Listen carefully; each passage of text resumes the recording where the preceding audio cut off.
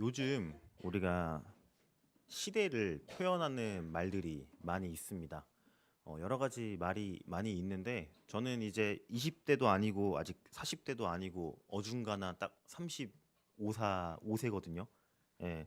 그래서 밑에의 이제 20대의 이야기도 듣고 위에의 우리 40대, 50대, 60대 어른들의 이제 말도 듣고 그러는데 요즘 시대를 많이들 뭐라고 표현하냐면 혐오의 시대다라고 많이 표현들 합니다. 이 말 자체가 많이 무섭죠. 혐오의 시대. 우리는 이 시대를 가리키는 말에서 사단의 전략을 잘 볼 수가 있습니다. 어, 늘 얘기하듯이 사단의 제일 전략은 분열시키는 겁니다. 서로를 미워하게 만들죠. 서로를 혐오하게 만들고 서로의 좋은 점보다 단점과 부족한 점을 꼬집고 그다음에 나에게 피해 주는 것을 먼저 생각하게 만들어 결국에는 분열시키는 게 사단의 전략입니다.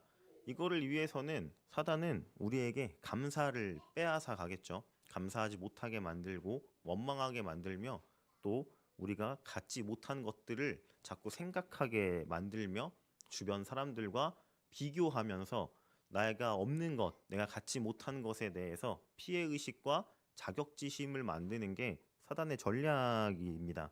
그래서 요즘에 우리는 심심치 않게 많이 볼 수 있는 게 이제 이혼 가정이 증가하고 있고요. 또 교회는요 각종 비위 문제가 잇따라 터지고 있죠. 그래서 교회도 분열되고 가정도 분열되고 있고요. 사회는 말할 것도 없습니다. 남녀 갈등부터 시작해서 정치색으로 갈라져서 서로 싸우고 이제는 20대와 또 50대, 40대의 남성들이 또 세대 갈등으로 요즘에 많이 싸우고 있죠. 그래서 40대 남성들은 20대 남자들을 보면서 노력하지 않는다. 열심히 살지 않고 이익만 얻으려고 한다. 그래서 이대남이라고 부르죠. 그리고 20대 남자들은 40대들을 보면서 영포티라고 부르면서 네, 어, 영 어린 포티 40대 그래서 영포티라고 부르면서 조롱하기를 일삼고 있습니다. 이런 것들을 통해서 우리는 지금 우리가 살고 있는 시대가 굉장히 어렵다라는 것을 알 수 있죠. 또 얼마 전 제가 뉴스에서 봤는데요. 지금 시대가 대한민국 유사 이래 자녀들이 부모보다 가난한 세대가 되었다고 합니다. 예전에는 그래도 자녀들이 부모의 경제력을 그다음에 부모의 그런 직장의 어떠한 경제력을 뛰어넘는 수준의 삶을 그거를 이제 이룩하고 살았는데 지금 20대, 30대들은 대한민국 유사일의 부모보다 가난한 세대라고 말하고 있습니다. 우리는 이런 말세 시대를 그대로 살고 있습니다. 그래서 오늘 우리 새벽 예배 때 디모데후서 3장에 대해서 우리가 함께 나눴는데 그대로 나와 있죠. 여기에 말세는 고통하는 때가 이른다라고 말씀하시면서 자기를 사랑하며 돈을 사랑하며 자랑하고 교만하고 또 비방하고 부모를 거역하고 감사하지 아니하고 거룩하지 아니하고 또 무정하고 원통함을 풀지 않고 모함하고 절제하지 못하고 사나우며 선한 것을 좋아하지 아니하며 또 배신하고 조급하고 자만하고 쾌락 사랑하기를 하나님보다 더하며 그 다음에 경건의 모양은 있으나 경건의 능력은 없다라는 지금의 시대상을 그대로 나타내주고 있는 우리는 이 하나님의 말씀을 볼 수가 있습니다. 결국 이것을 줄여서 표현을 한다면 지금 우리가 살고 있는 이 시대는 뭐예요? 나 중심, 그다음 물질 중심, 세상 중심이라는 것을 잘 알 수가 있겠죠. 요즘 시대는요 합리적 유물론 시대라고 합니다. 예전에는 유물론 시대였어요. 그래서 물론 돈이 가장 가치가 있지만 그래도 그 돈을 통해서 내가 어떻게 이 돈을 버냐, 어떻게 쓰냐에 대한 가치를 생각해 봤지만 지금은 합리적 유물론 시대여가지고 내가 이해되어지고 내가 납득되어야지만 믿는 시대가 됐습니다. 우리는요, 이런 시대를 살면서요, 여러 가지 문제, 여러 가지 사건, 갈등에 부딪힐 수밖에 없습니다. 왜냐면요, 복음을 가지고 우리는 살아가는 자기 때문이죠. 오늘 본문 빌립보서 3장 12절에서 14절 말씀을요. 우리가 보면요. 이러한 시대 가운데 오늘 우리가 어떻게 살아야 하는지를 잘 보여주고 있습니다. 우리가 본문을 보기 전에요. 먼저 이 오늘 본문은 믿음을 가진 자의 삶에 대해서 목표에 대해서 말하고 있는데 우리가 먼저 믿음에 대해서 알아가야 할 것입니다. 믿음이 무엇이냐면요. 예수 그리스도를 믿고 하나님 말씀에 순종하는 것입니다. 그래서 오늘 우리가 앞으로 믿음은 무엇이냐라고 물어봤을 때 물론 성경에 하나님의 선물이고 하나님의 은혜의 선물이라고 잘 나와 있지만 앞으로 우리가 믿음이라고 했을 때 예수 그리스도를 믿고 하나님 말씀에 순종하는 것이람을 우리가 잘 알아야 할 것입니다. 그럼 여기에 보면요. 하나님 말씀에 순종하는 것이 믿음이라 그러는데 순종은요. 뭐가 포함이 되냐면요. 우리의 액션이 포함되는 거죠. 다시 말하면 우리의 행위가 포함이 됩니다. 그러니까 믿는 거는 단순히 우리의 생각으로 믿는 것이 아니고요.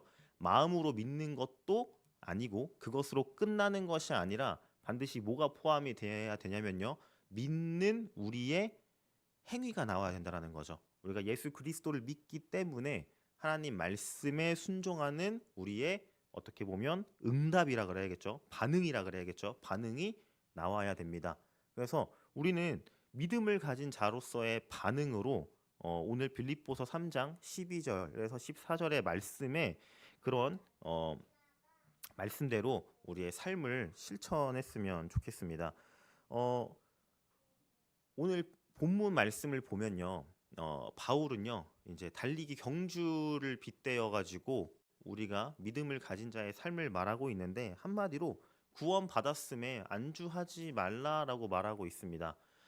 생각보다 우리가 신앙인들 말고요. 종교인들을 많이 보면요. 내가 구원받고 내 가족이 구원받았다는 것에 안주하는 그런 교회나 신앙인들이 많습니다. 다시 말하면요. 분명히 하나님께서 우리에게 하나님 나라를 하나님 나라를 배경으로 주시고 하나님 자녀를 삼아 주셨다는 거는요. 우리는 가서 모든 민족으로 제자를 삼고 복음을 전파하라는 사명을 받았기 때문입니다. 또 내 어린 양을 먹이라 말씀하신 것처럼 우리에게 우리 자녀 후대 렘넌트들을 맡기신 이유가 우리 자녀 후대 렘넌트들에게 언약과 복음을 전달하는 사명을 주셨기 때문이죠.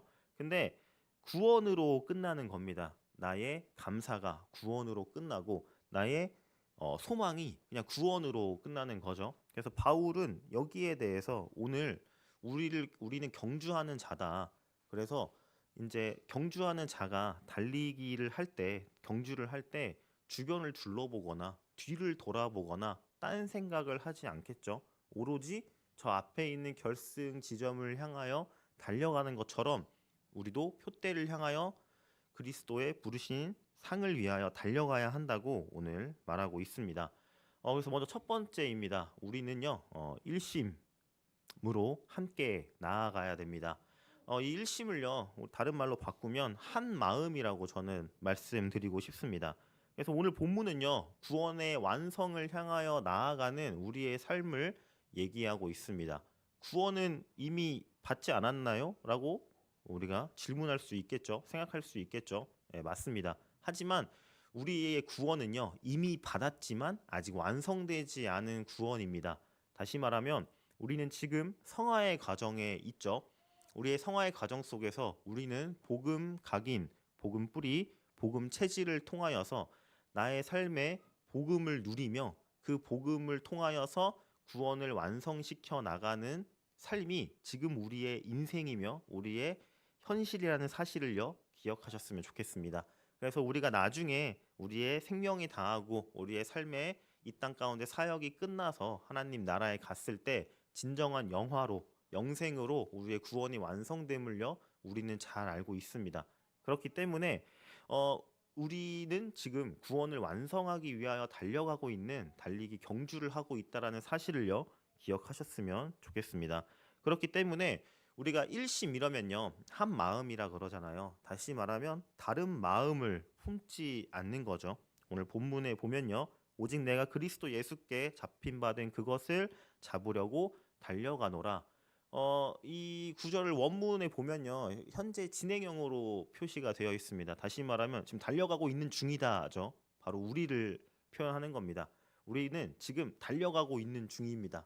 뭘요? 그리스도께 잡힌 바 된 그것을 잡기 위하여. 그럼 하나님이 우리가 그리스도께 잡힌 바 된 그것이 뭐냐? 하나님이 우리 안디옥 교회에 언약을 주셨습니다. 우리는 그리스도께 잡힌 바 된 자로 이 언약을 받았습니다. 우리가 어떤 언약을 받았냐면요. 뭐 예를 들어서 렘넌트를 위한 언약으로는 우리 교회에 안디옥 학교가 있고요. 문화 사역이 있고요. 그다음에 영어 수련회가 있고요. 그다음에 사계절 성경학교가 있겠죠. 우리 중직자분들을 위한 사역들은 뭐가 있냐면 뭐 기간 성교신 예배나 가족 성교, 그다음에 성경 공부나 주일 점심 전도 캠프나 또 그런 이제 중대원이나 이런 구역 예배와 같은 이 언약의 사역들이 있습니다. 그러면 우리는요, 이 언약에 한 마음이 되어야 됩니다. 한 마음으로 참여해서 이것을 우리 삶의 우선순위로, 그다음에 우리 삶의 가치로, 우리 삶의 이정표로 세워놔야 될 것입니다.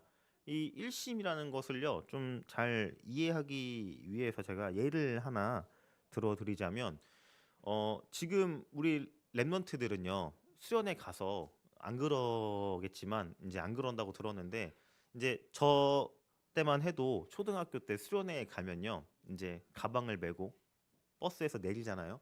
내리면 이제 숙소를 주기 전에 강당으로 다 부르더라고요. 수련회 온 이제 전 학생들을 강당으로 불러요. 그러면 강당에 이제 다 모이면 가방을 내려놓고 옆으로 치워놓으라 그래요. 치워놓으면 갑자기 그때부터 기합을 주기 시작합니다. 기합을 주는데 앉았다 일어났다도 시키고 팔 벌려 뛰기도 시키고 어깨 동무해서 뭐 앉았다 일어났다 이런 것들을 되게 많이 시키더라고요. 거즘 1시간에서 1시간 반을 계속 엎드렸다가 일어났다가 앉았다가 일어났다가 폴짝폴짝 뛰었다가 별걸 다 시켜요. 그럼 이제 애들이 이제 눈빛이 이제 점점 흐리멍텅했다가 살아나죠. 살아납니다. 그럴 때 이제 슬슬 이 교관들도 이제 끝내야겠다. 이제 조교들도 이제 끝내야겠다라는 생각이 들면 이제 얘기를 하죠. 자, 팔 벌려 뛰기 한다.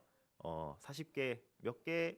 40개 이제 이러죠. 애들이. 자, 38개 마지막 번호 없다. 이러고 시작을 하죠. 그러면 38개를 열심히 해요.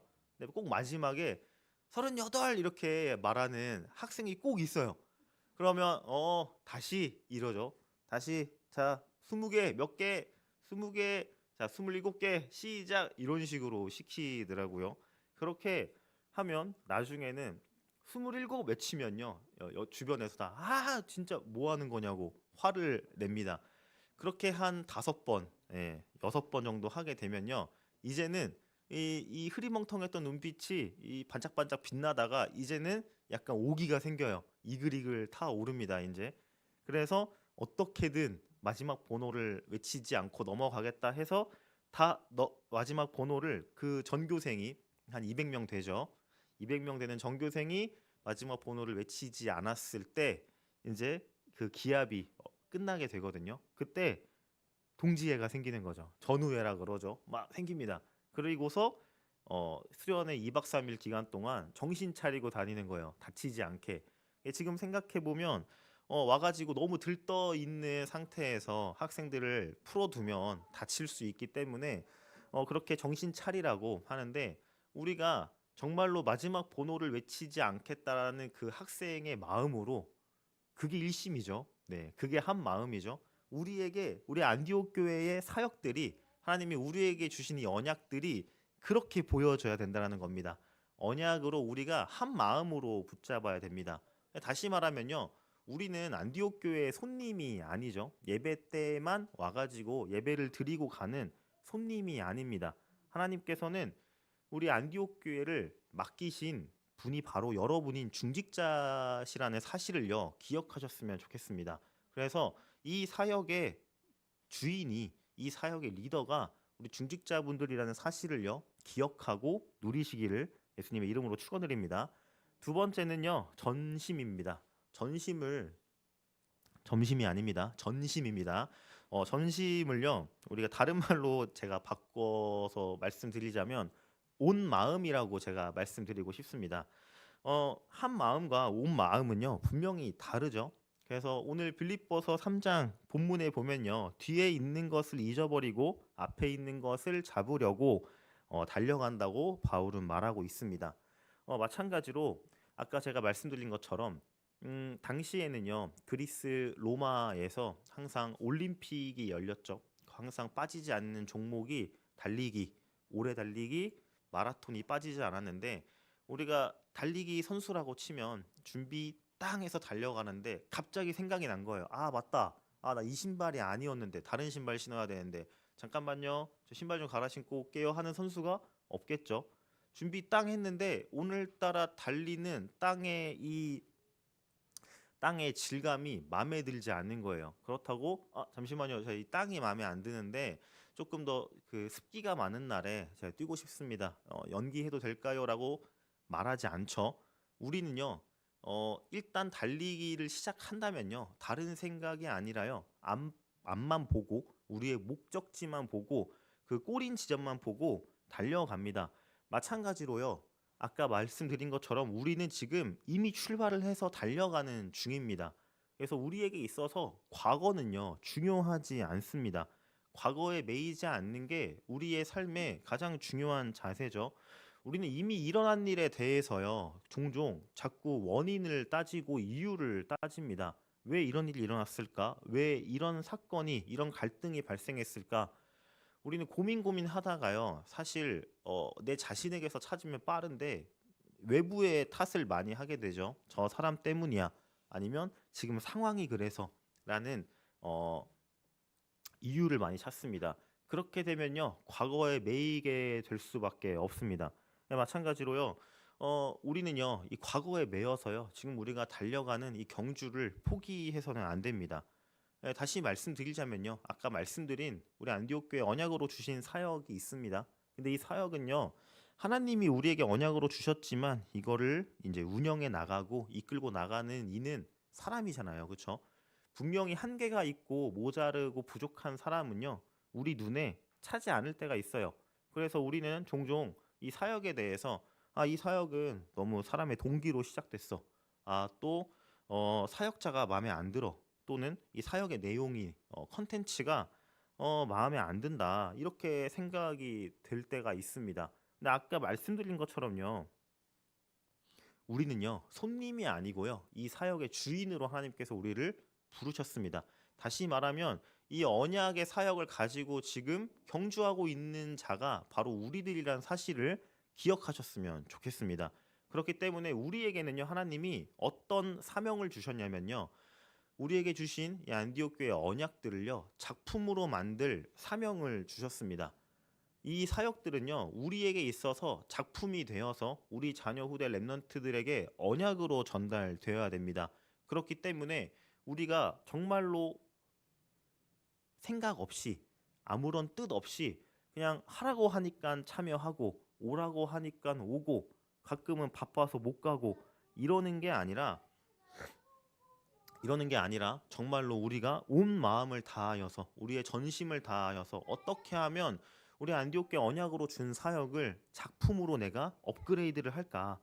어떻게 하면 이 사역에 우리의 비전을 담아서 앞으로 나아갈 수 있을까를 우리는요 기도하며 고민하는 게 바로 우리 안디옥 교회 중직자들의 숙제이며 사명이라는 사실을요 기억하셨으면 좋겠습니다. 세 번째입니다. 마지막으로 지속이죠. 그래서 우리 일심 전심 지속으로 달려갈 길을 달려가야 합니다. 이 지속은요 다른 말로 제가 바꿔보면요 한결같은 마음이라고 말씀드리고 싶습니다. 우리 성경 구절에 오늘 본문에 보면요 표대를 향하여 그리스도 예수 안에서 하나님이 위에서 부르신 부름의 상을 위하여 달려가노라. 우리는 표대를 향하여 달려가는 경주하는 자입니다. 제가 여러 주변 교회와 동료 사역자들의 이제 그 교회들을 봤을 때 우리 안디옥 교회에서 문화 사역도 하고 교회 학교도 하는 거를 보고 종종 같이 시작해 보는 교회들이 있었어요. 근데 뭐 여름 방학에만 잠깐 한다거나 아니면 맛보기로 한두 달만 해본다거나 그런 교회들이 있었는데 그렇게 하다가 결국에는 이제 이런 상황 저런 상황 이런 이유에 부딪혀 가지고 결국 그 사역을 쉬게 되거나 이제 멈추게 되는데 이제까지 멈췄던 교회 중에서 다시 그 사역을 시작했던 교회는 아직까지는 제 주변에 한 5군데 정도 있었는데 단 한 군데도 없었습니다. 우리에게 이 사역일 하나님께서 주신 거는요. 계속 굴려 나가라고 주신 거죠. 계속 붙들고 함께 나아가라고 지속하라고 주신 겁니다. 그렇기 때문에 사단은요. 어떻게 해서든 이 언약의 사역을 이 시스템을 멈추길 바라는 겁니다. 왜냐하면 멈추면 일단 우리는 다시 시작을 못하니까요. 인간은 그만큼 연약하기 때문에 말씀 붙잡고 시작된 사역이 멈췄을 때에 오는 그런 네 그런 어떻게 보면 이 다가오는 리스크나 이런 것들은 사단을 많이 기대합니다. 그래서 어떠한 방법으로 우리를 계속 회유하려고 하죠. 그래서 뭐 예를 들어서 이번만 빠지자. 요즘 상황이 좀 어렵네. 이만큼 했으면 이제 됐지 않냐. 라는 여러 가지 우리의 상황과 환경을 통해서 우리를 유혹하고 미혹합니다. 그럴 때 우리는요, 제일 조심해야 할 게 자기 합리화죠. 이 사역에 있어서 우리는 이미 잘 알고 있어요. 예배 성공이 인생 성공이고 하나님께서 우리 안디옥교에 주신 이 언약이 우리의 삶의 우선순위라는 거를 잘 알고 있습니다. 근데 우리의 머릿속에는 이미 이유를 만들어 놓고 있어요. 핑계를 만들어 놓고 있어요. 내가 이것을 빠져도 합당한 이유, 내가 이것을 빠질 수밖에 없는 정말로 불가항력적인 이유를 우리는 이미 만들고 있다라는 거죠. 우리에게 있어서요, 이 사역들이, 이 언약이 우리의 마음이 담겼으면 좋겠습니다. 이 마음이 담겨서요, 우리의 삶으로 나타났으면 좋겠습니다. 그래서 이 응답과 축복을 누리셨으면 좋겠습니다. 결론적으로 말씀드리겠습니다. 어, 제가 일심 전심 지속으로 말씀을 드렸는데 이게 어떤 거창하거나 좀 위대한 일을 어, 이루셔라 해야 된다. 지금 우리가 하고 있는 사역을 엄청나게 발전시키고 엄청나게 향상시켜서 대단한 걸로 만들어라라고 제가 드리는 말씀이 아닙니다. 지금 우리가 해야 할 거는요. 작은 실천입니다. 중요한 거는요. 내가 복음화가 되어야지. 내가 복음이 각인되어야지 내가 누리는 복음, 내가 누리고 있는 복음이 나의 입술로, 나의 삶으로 고백되어지는 것이 시작입니다. 그렇기 때문에 우리의 24의 시작은요. 오늘 내가 붙잡은 말씀 한 줄, 오늘 내가 하나님께 드렸던 기도 한 구절로 시작한다라는 사실을요. 기억하셨으면 좋겠습니다. 그래서 우리가 24 시작할 때 부담이 될 수 있어요. 어떤 우리 분들에게는 정말로 바쁘고 힘든 이런 직장 생활 현실에 부딪혀서 녹취하는 시간이나 구원의 길 그리는 시간이 빠듯할 수 있습니다. 그렇기 때문에 우리의 시작이 뭐 녹취 5분, 10분으로 그렇게 시작을 하면 좋겠지만 오늘 내가 붙잡은 말씀 한 줄로 시작된다라는 사실을 기억하셨으면 좋겠습니다. 그래서 하루 중에 우리가 집중할 수 있는 시간이 분명히 있어요. 저 같은 경우에는 언제 제일 집중이 잘 되어지냐면 랩런트들하고 달리기 하는 시간이 있는데 요즘에는 거리를 늘려서 7km 정도를 뛰는데 하지만 45분 정도 뛰더라고요. 그러면 45분 뛸 때 동안 이제 대화하면서 뛰는 건 아니니까 그냥 말없이 조용히 뛰는데 그때 기도를 하면 집중이 잘 되더라고요. 그래서 저만의 그때 집중하는 시간으로 삼고 45분 동안 기도하면서 뛰게 되더라고요. 그렇게 되니까 우리 성도님들 한 분 한 분 또 랩런트 한 명 한 명까지 기도가 되어지더라고요. 우리 삶에 분명히 그런 시간이 있습니다. 이 시간에 우리가 할 거는요. 하나님이 우리에게 주신 언약을 마음에 담는 겁니다. 마음에 담다 보면요. 우리가 우리의 마음이 움직일 수밖에 없습니다. 왜냐하면 하나님이 그렇게 인도하시고요. 주관하실 거라는 확신이 있기 때문입니다. 예, 그렇기 때문에 우리는요, 오늘 우리가 붙잡은 말씀, 우리의 집중하는 시간 속에서 우리 교회의 사역들을 마음에 담아 보시기를 축원드립니다. 그래서 우리 삶 속에 하나님이 함께 하심을 누리는 시작이 바로 그것이 되었으면 좋겠습니다.